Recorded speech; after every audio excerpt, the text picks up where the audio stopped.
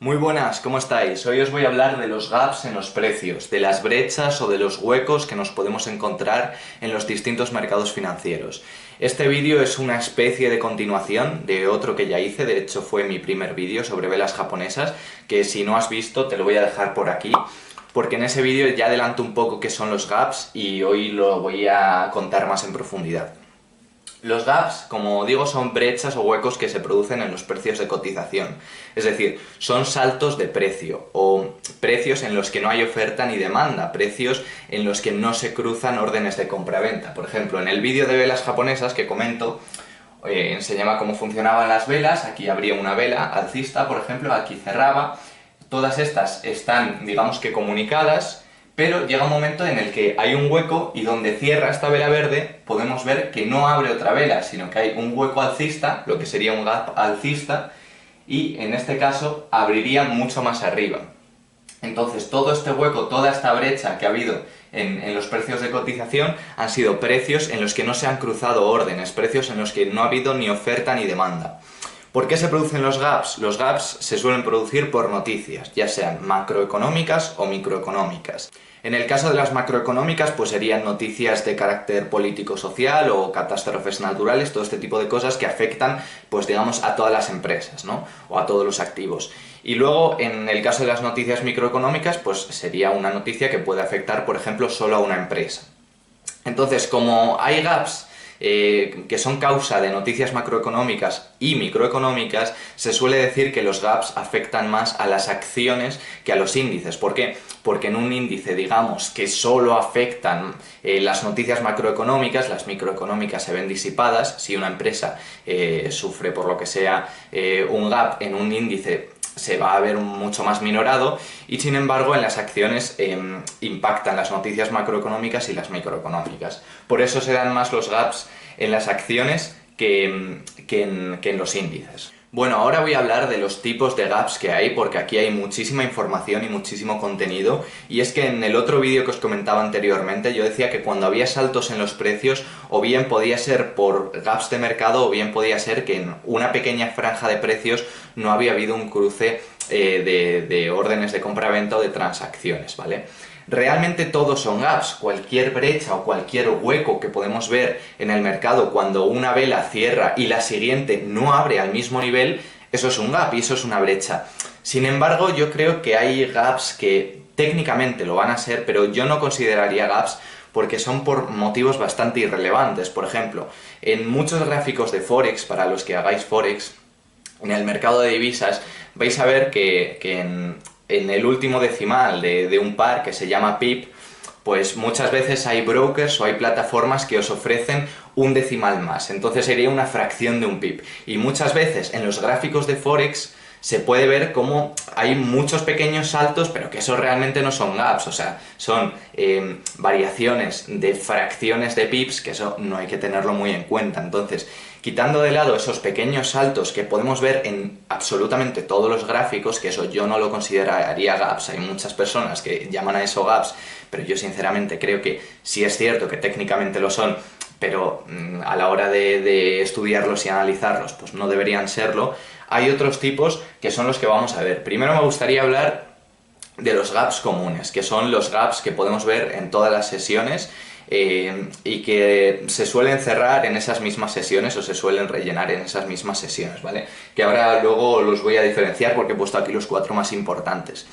Pero luego quiero que sepáis que también hay gaps, como digo, bastante irrelevantes y que yo tampoco consideraría gaps, como pueden ser los huecos que podemos ver en los chicharros, en las empresas que tienen una cotización baja o que tienen muy poca liquidez. Ahí normalmente siempre hay muchos saltos de precios, pero es que es algo que nos esperamos, o sea, eso no es causa de o no es consecuencia de ninguna noticia, simplemente es que son acciones o son empresas tan poco líquidas, tan ilíquidas y con unos precios tan bajos que un movimiento de un céntimo puede variar muchísimo y en el gráfico vas a ver muchos saltos, pero realmente es porque, como digo, son chicharros y ahí normalmente los saltos en los precios se ven todos los días. Y luego hay otro tipo de gaps que, por ejemplo, son para aquellos que hacéis futuros, los gaps que hay cuando se cambia un contrato de futuros. Los contratos de futuros se cambian cada mes o cada 3 meses, y cuando el contrato cambia, cuando después de los 3 meses hay que cambiar el contrato de futuros a otro contrato de 3 meses, siempre en el inicio pues vemos un gap. Realmente eso es un gap, como digo, técnicamente sí, pero todo el mundo se lo espera. Siempre que hay un cambio de contrato de futuros, todo el mundo nos esperamos que va a haber un gap.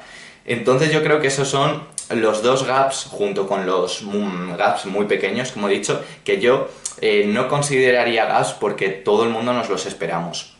Y ahora sí pasamos a los gaps que ya realmente sí que son brechas en los precios y que sí los considero tanto técnicamente como a la hora de analizarlos. Los gaps comunes, como os he dicho, he puesto aquí los 4 que más se ven. Los gaps comunes son los gaps que se pueden producir en una sesión y que no son muy importantes. O sea, son gaps, por eso se llaman gaps comunes, porque se pueden producir todos los días o todas las semanas y se suelen cerrar en la misma sesión, en la siguiente, como mucho una semana después, ¿vale? Tenemos el primer gap, que sería, venimos de una tendencia alcista, por ejemplo, nosotros hemos abierto una posición larga y aquí estamos ganando dinero porque la tendencia es alcista y vemos que hay un gap alcista, hay una brecha alcista en los precios. Esto nos viene bien, ¿vale? Y luego seguiría con la tendencia alcista. Aquí lo que yo recomendaría, sí que es cierto que puedo ser algo conservador, pero lo que yo recomendaría es que si tenemos abierto un largo, estamos ganando con la tendencia y además nos favorece el gap, cerrar la operación aquí. O sea, aquí ya hemos ganado lo que podemos ganar en toda una semana o en varios días, entonces no seguir como diciendo, es que sigue la tendencia, voy a ganar más y más y más. Aquí hay que siempre se dice lo de dejar correr las ganancias, pero hasta cierto punto. Yo aquí cortaría porque si venimos de una tendencia alcista en largo y encima pillamos un gap alcista, podemos sacar muchísimo dinero. Entonces este sería el primer gap, ¿vale? Un gap favorable para nuestra operativa. Luego tenemos el segundo caso. Nosotros otra vez estamos en largo, ¿vale? En largo, para los que no lo sepáis, es una operación de las que conoce todo el mundo. Compramos abajo y esperamos que el precio suba para vender. Sin embargo, en corto, para los que no lo sepáis, es que nosotros lo que hacemos es, por ejemplo aquí, vender arriba con acciones que nos va a prestar nuestro broker y vamos a esperar a que el precio caiga para comprarlas más tarde, ¿vale? Y devolvérselas al broker. Pues bueno, en el segundo caso, como digo, lo que estamos haciendo es que venimos con una operación en largo y estamos subiendo, estamos ganando y de repente lo que tenemos es una brecha bajista. Esto es un gap bajista. ¿Por qué? Porque el precio ha cerrado aquí, en esta vela, y nos encontramos que abre aquí, abre mucho más abajo. Entonces, este gap bajista lo que hace es perjudicarnos porque nosotros estamos en largo.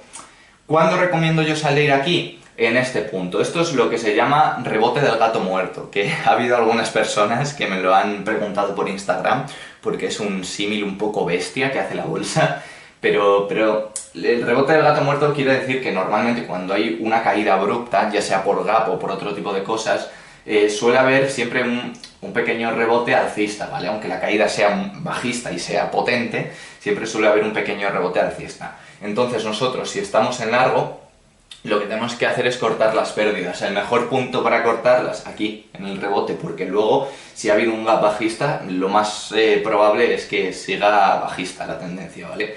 Y por eso lo he dibujado así. Pasamos al tercero. El tercero es otro gap para nosotros favorable. Es lo que os he dicho antes. En este caso, nosotros tenemos una posición corta. Hemos abierto en corto, entonces hemos vendido aquí y lo que estamos deseando es que el precio baje. Baja, baja, baja. Y aquí nos encontramos con que hay un gap bajista, es decir, un gap a nuestro favor, porque nosotros queremos que el mercado baje. Muy bien, aprovechamos el gap y como he dicho en el caso anterior, en el 1, yo, que soy algo conservador, cerraría aquí. No seguiría, sí que es cierto que la tendencia puede seguir siendo bajista, pero por si acaso se rellena muy rápido, yo aquí pararía las ganancias y aquí compraría y devolvería las acciones, ¿vale? Y por último, el caso cuarto, que también es el opuesto al 2, es que nosotros tenemos abierto un corto, estamos ganando porque aquí está bajando la cotización y tenemos un gap alcista, y vuelvo a explicar un poco lo que es un gap. Aquí ha cerrado la cotización y en vez de abrir lo que sería aquí, o sea, en vez de abrir aquí, perdón, está abriendo mucho más arriba. O sea, nosotros lo que nos esperamos cuando está bajando esta tendencia y cuando ha bajado la vela bajista aquí, es que otra vela bajista o alcista abra aquí. Sin embargo, tenemos una vela que abre mucho más arriba. Entonces, cogemos un gap alcista en una tendencia bajista y aquí no es un gap favorable para nosotros. Por lo tanto, lo que tenemos que hacer es esperar a lo que antes sería el rebote del gato muerto, que aquí sería un simple retroceso del gato muerto, si lo queréis llamar, y comprar aquí, porque si no esto seguramente nos va a subir y si compramos aquí pues estamos perdidos, ¿vale? Y estos son los 4 tipos de gaps comunes, de gaps que se pueden ver en todas las sesiones. Yo creo que más importantes, o sea, luego podría haber otro que hay tendencia alcista, gap alcista y luego aquí tendencia bajista, pero no se suelen dar. Los 4 que al menos yo más veo son estos y los más fáciles de interpretar, ¿vale? Si has llegado hasta aquí, considera suscribirte y darle like o darle a la campana porque estas pizarras no creo que las haga mucha más gente. Y ahora pasamos a los gaps realmente importantes, ¿vale? O sea, estos gaps, como digo, son gaps que se producen en todas las sesiones, que se producen prácticamente todos los días en todos los mercados, pero estos, el 5, el 6 y el 7, ya son gaps mucho más relevantes y que se producen con bastante menos frecuencia. Entonces, aquí, el gap número 5 es un gap de ruptura o de rotura, como queráis llamarlo. Son gaps que cortan en canales o en tramos laterales, en soportes, en resistencias relevantes, ¿vale? En máximos, mínimos históricos. Por eso son importantes. Porque nosotros aquí a lo mejor estamos trazando un mínimo histórico o tenemos un canal en el que ha estado la cotización moviéndose durante meses, ¿vale? Y aquí, de repente hay un día o hay un momento en el que ¡pum! Vemos que hay un gap bajista súper abrupto que corta con el canal y se sale del canal. O sea, no es que una vela haya atravesado el canal, sino que hay un gap que corta con este soporte, con este mínimo histórico que habíamos trazado. Entonces esto es un gap de ruptura. Son gaps que suelen ir con mucho volumen, son gaps que se rellenan muy a largo plazo o muchas veces ni se rellenan, que este es otro tema que me gustaría aclarar.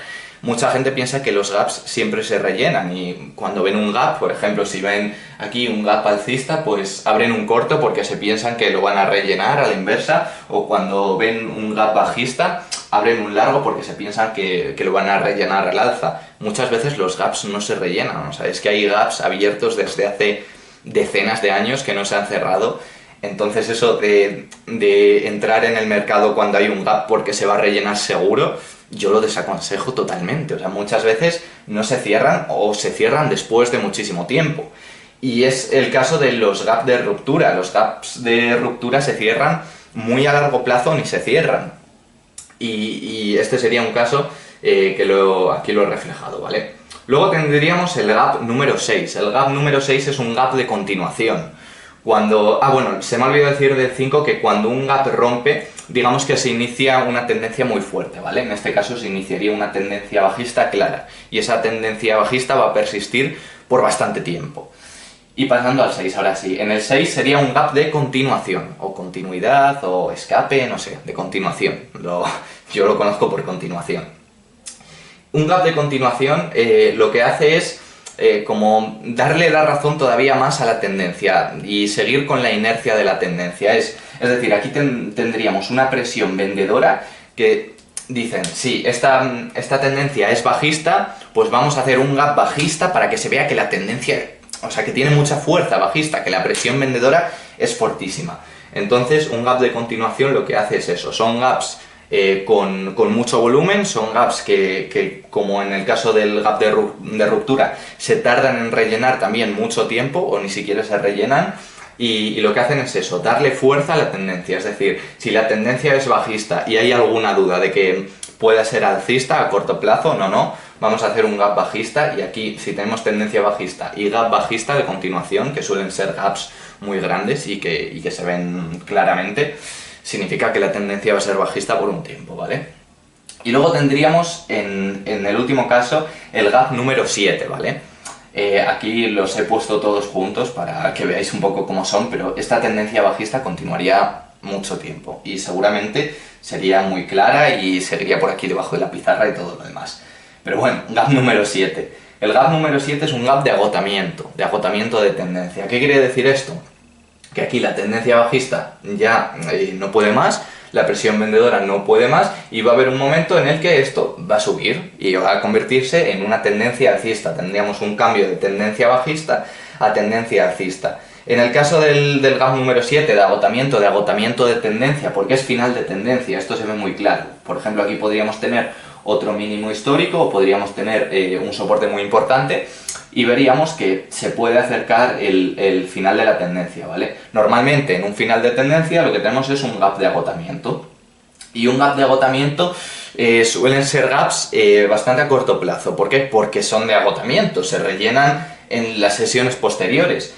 Porque hay un cambio de tendencia, o sea, aquí está claro, no como en estos, que como digo son a largo plazo y se pueden rellenar muchos años después. Este no, este sería un gap a corto plazo porque es un cambio de tendencia y en ese cambio de tendencia va a quedar rellenado. Entonces yo creo que estos serían los gaps más importantes. Vuelvo al tema de cuando los gaps se rellenan. Los gaps se pueden rellenar totalmente, parcialmente o no se pueden rellenar. ¿Qué es lo que he dicho? Por ejemplo, este gap, que os he dicho que se puede rellenar muchos años más tarde, pero se puede rellenar parcialmente, o sea, puede haber una tendencia alcista que llegue hasta aquí y solo lo rellena a la mitad y el gap, pues de alguna manera queda como otra mitad por rellenar y esto sigue para abajo por lo que sea. Entonces los gaps o bien se pueden rellenar totalmente, es decir, esto habría una tendencia alcista por aquí y el gap quedaría relleno, que cuando se rellena un gap, que a lo mejor no lo he explicado bien, es cuando esos precios en los que no ha habido órdenes que se han cruzado, los hay más adelante. O sea, simplemente, por ejemplo, aquí, en esta que se ve más fácil. Aquí, por ejemplo, no ha habido precios en esta franja de precios, no ha habido órdenes que se hayan cruzado. Pero si aquí hay otra tendencia bajista y hay precios por aquí, lo está rellenando, o sea, estaría rellenando este hueco. Y eso puede ser totalmente, se pueden rellenar totalmente, parcialmente o no se pueden rellenar. Hay ejemplos históricos de todos. O sea que bueno, espero que os haya quedado bastante claro todo el tema de los gaps, porque es un tema muy interesante y también muy denso. Si tenéis alguna duda, como siempre digo, me la dejáis en los comentarios. Os voy a dejar por aquí mi canal para que os suscribáis si queréis y luego por aquí os voy a dejar un vídeo también bastante interesante. También os dejaré el Instagram en un comentario destacado y ya sabéis, si tenéis cualquier pregunta, cualquier petición, cualquier vídeo que queráis que haga, me lo dejáis en un comentario. Nos vemos, hasta luego.